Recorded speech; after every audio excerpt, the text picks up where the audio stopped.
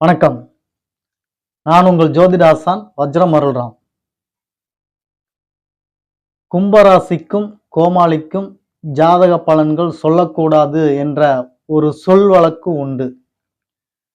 தவறாக எண்ண வேண்டாம் கும்பராசிக்காரர்களே. அதாவது எப்படி உங்களுக்கு ஜாதக பலன்களை சொன்னாலும் அதில் திருப்தி அடைய மாட்டீர்கள். அதில் ஏதேனும் ஒரு குறை சொல்லிக்கொண்டுதான் இருப்பீர்கள். இதற்காக தான் அந்த காலத்தில் நம் முன்னோர்கள் கும்பராசிக்காரர்களுக்கும் கோமாளிகளுக்கும் ஜாதகம் பார்க்க கூடாது என்ற ஒரு சொல் வழக்கு இட்டு சென்றார்கள். அதனால் நீங்கள் அவ்வாறு இருக்க மாட்டீர்கள். அது அவரவர்களுடைய லக்னத்தை பொறுத்து இருக்கும், ராசியை பொறுத்து இருக்கும் அப்படின்ற ஒரு நம்பிக்கை என்னுடைய ஆய்வுக்கு எடுத்துக்கொண்டு நான் இறை அருளால் உங்களுக்கு கணித்து சொல்லக்கூடிய பலன்கள் நற்பலன்களாகவே இருக்கும், உங்களுக்கு நன்மையே தரும். கும்பராசிக்காரர்களே, உங்களுக்குண்டான பலன்களை தான் இந்த பதிவில் நாம் பார்க்க இருக்கிறோம். அதேபோல் மகர ராசிக்கார உறவுகளே, உங்களுக்குண்டான பரிகார பலன்களும் இந்த பதிவில் இருக்கிறது. பொறுத்திருந்து பாருங்கள் கடைசி வரை. உங்களுக்குண்டான பலன்களை பார்ப்பதற்கு முன் நம் சேனலை புதிதாக பார்த்து கொண்டு இருக்கக்கூடிய உறவுகளுக்கு நமது சேனலை பற்றி ஒரு வார்த்தை சொல்லிவிடுவோம்.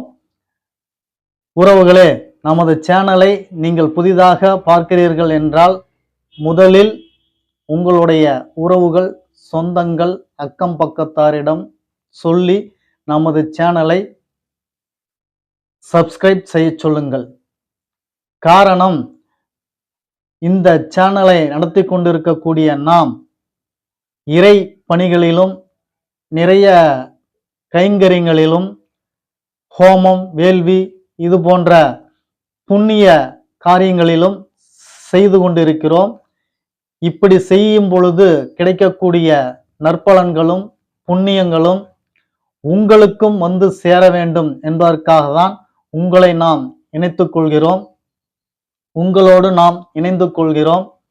எனவே அவர்களுக்கும் இப்பலன்கள் போய் சேரட்டும் என்று எல்லோரிடமும் நம் சேனலை சப்ஸ்கிரைப் பண்ண சொல்லுங்கள். நீங்கள் சப்ஸ்கிரைப் பண்ணாமல் இன்னும் பார்த்து கொண்டிருக்கிறீர்கள் என்றால் உடனே சப்ஸ்கிரைப் செய்யுங்கள், பெல் பட்டனை பிரஸ் பண்ணுங்கள், லைக் பண்ணுங்கள், ஷேர் பண்ணுங்கள். வாருங்கள் நண்பர்களே, இப்பொழுது பதிவுக்குள் போகலாம்.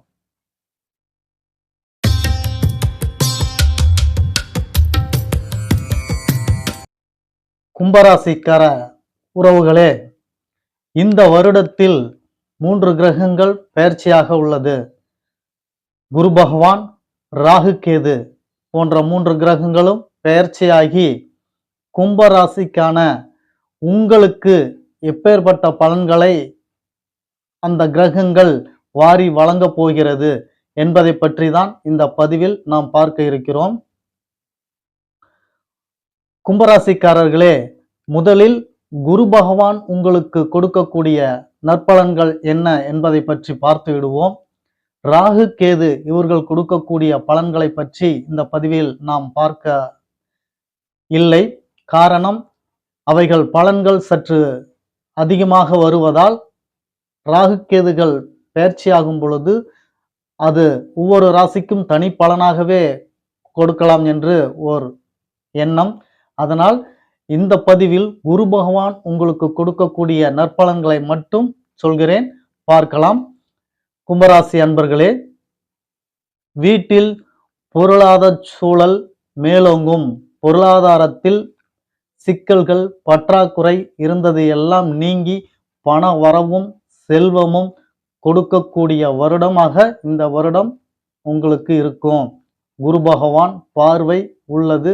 உங்களுக்கு மிகச் சிறப்பாக இந்த வருடம் அமைய போகிறது. அதேபோல் குடும்பத்தில் அடுத்தவர்களால் இடையூறுகள், பிரச்சனைகள் வந்து கொண்டிருந்ததெல்லாம் நின்று இனி வீட்டில் சந்தோஷமும் மகிழ்ச்சி மட்டுமே இருக்கும். சிலருக்கு பார்வை கோளாறு, பார்வை அவதியால் கஷ்டப்பட்டு கொண்டிருந்தோருக்கு விடிவு காலம். உங்களுக்கு பார்வைகள் இருந்த சிக்கல் நீங்கி பார்வைகள், கண்கள் சரியாகும். உங்களுடைய பேச்சுக்கு மரியாதை இல்லை என்று நீங்கள் புலம்பிக் கொண்டிருந்த காலம் முடிந்துவிட்டது. உங்கள் வார்த்தைக்கு மரியாதையும் அந்தஸ்தும் கொடுத்து கேட்கக்கூடிய நேரம் வந்துவிட்டது. கவலை வேண்டாம்.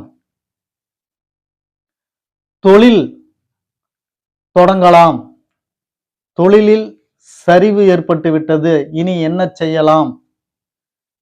செய்த தொழிலை விட்டுவிட்டு வேற தொழிலுக்கு சென்றோம், மீண்டும் செய்த தொழிலையே செய்யலாமா?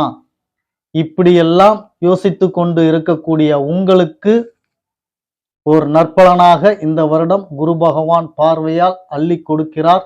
நீங்கள் புதிய தொழில் தொடங்கலாம். நீங்கள் விட்டு போன உங்க தொழிலையே அபிவிருத்தி செய்யலாம். செய்த தொழிலில் லாபம் ஈட்டி இன்னும் ஒரு கடையோ நிறுவனமோ செய்யறதுக்குண்டான காலகட்டமும் இந்த வருடம் உங்களுக்கு வந்துவிட்டது. குரு பகவான் அருளால் தாராளமாக நீங்கள் தொழிலை அபிவிருத்தி செய்து கொள்ளலாம். தொழிலால் உங்களுக்கு லாபமும் நற்பலன்களும் பெருகும். அதேபோல் காரியத்தடை நீங்கும். தொட்ட காரியம் வெற்றியாகும்.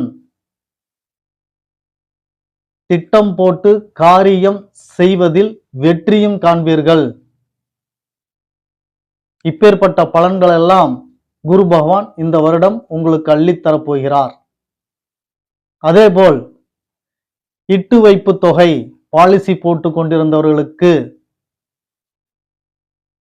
அந்த பணம் வரவில்லை என தவித்துக் கொண்டிருந்த உங்களுக்கு உங்களுடைய இட்டு வைப்பு தொகைக்குண்டான பணம் உங்களை நாடி வந்து சேரப்போகிறது.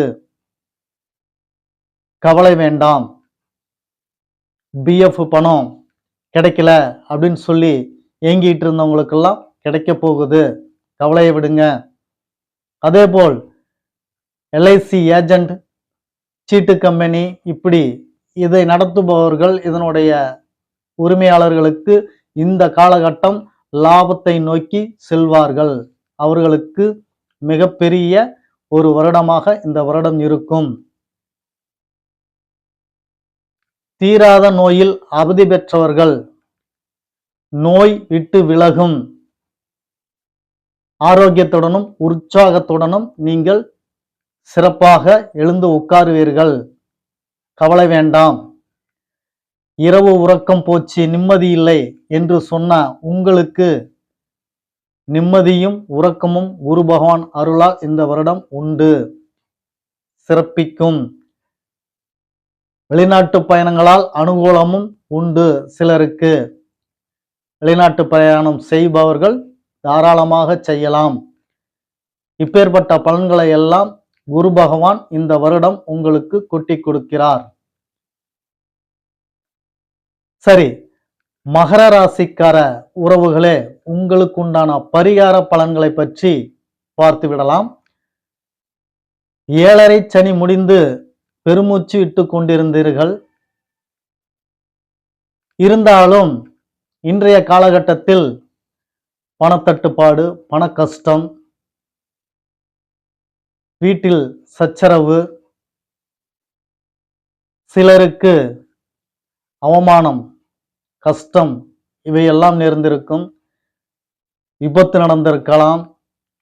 கோர்ட்டு, ஸ்டேஷன், கட்ட பஞ்சாயத்து, இப்படி என்றெல்லாம் அலைந்து கொண்டிருக்கலாம். இப்படியெல்லாம் இருந்து கொண்டு இருக்கக்கூடிய மகர ராசி அன்பர்களே, உங்களுக்கு ஓர் எளிய பரிகாரத்தை சொல்கிறேன். திருநாகேஸ்வரம், திருநள்ளாறு இவ்விரண்டு கோவில்களும் சென்று அங்கு அவர்களை தரிசனம் செய்து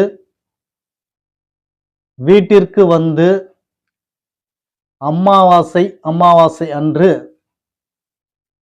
சனி பகவானை வழிபட்டு வந்தீர்களேயானால் உங்களுக்கு உண்டான கஷ்டங்கள் அகலும், நன்மையும் பலனும் மேலோங்கும்.